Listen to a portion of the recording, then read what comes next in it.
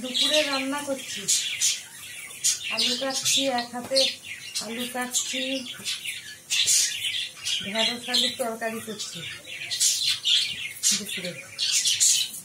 দুপুরে রান্না হচ্ছে।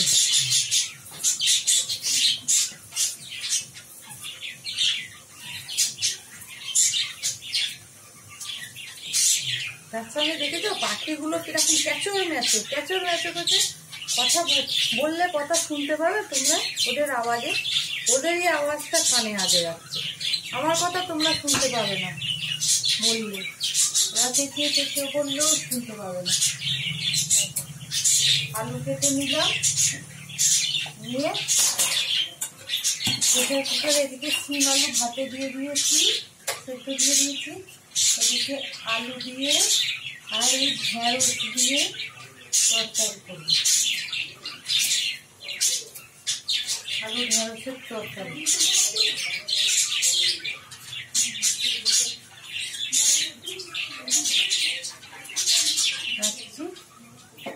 আলু কেটে নিলাম, আলু ঢেঁড়সের তরকারি, আর মাছ তো আছে।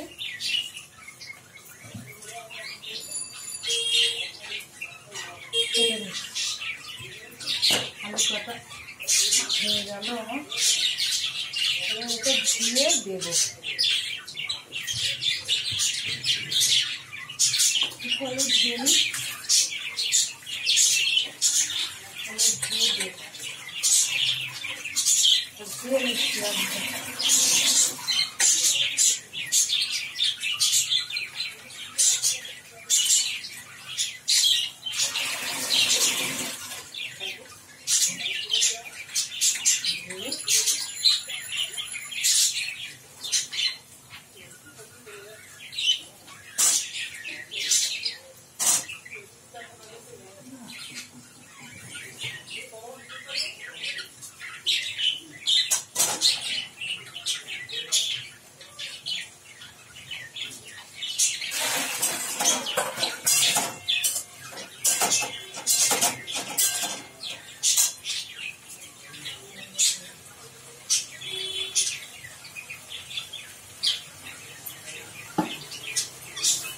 কাঁচা লঙ্কা দিচ্ছি,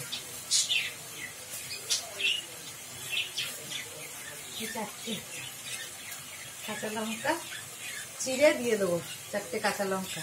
তেল দিয়ে দিলাম, পেঁয়াজ ঢেঁড়স আলু সব দিয়ে দিয়েছি।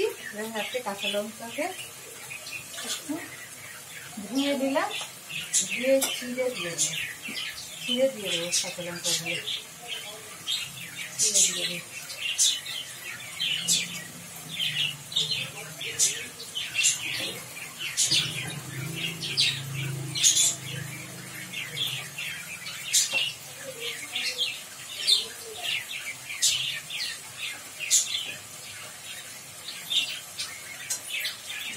দিয়ে দিচ্ছি,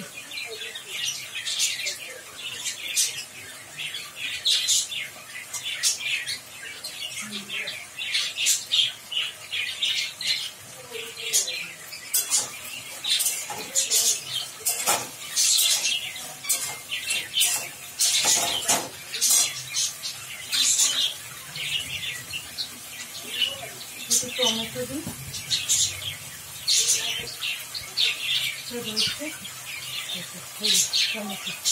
টমেটো দিচ্ছি। টমেটো না দিলে তরকারি স্বাদ হয় না, টমেটো দিলে তবে তরকারিতে স্বাদ হয়, বুঝেছো বন্ধুরা।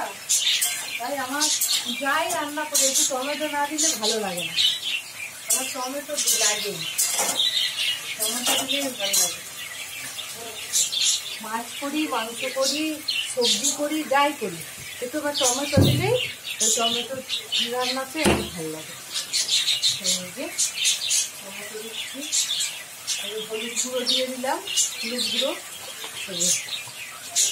গুঁড়ো দিয়ে দিলাম, আর খালি সামান্য কাশ্মীরি লঙ্কার গুঁড়ো,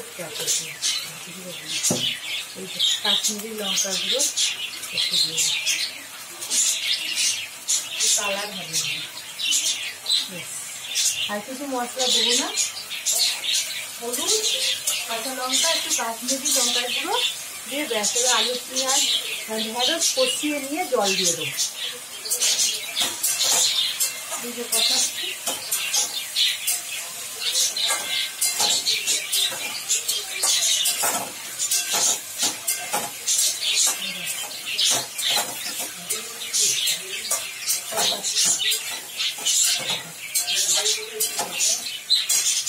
এবার স্বাদ মতন নুন দিয়ে দেবো।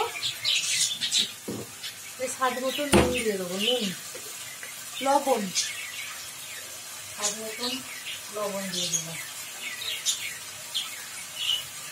স্বাদ মতন লবণ দিয়ে দিলাম, দিয়ে কষাতে থাকছি। ঠিক আছে বন্ধুরা, কষাচ্ছি, কষাতে থাকছি।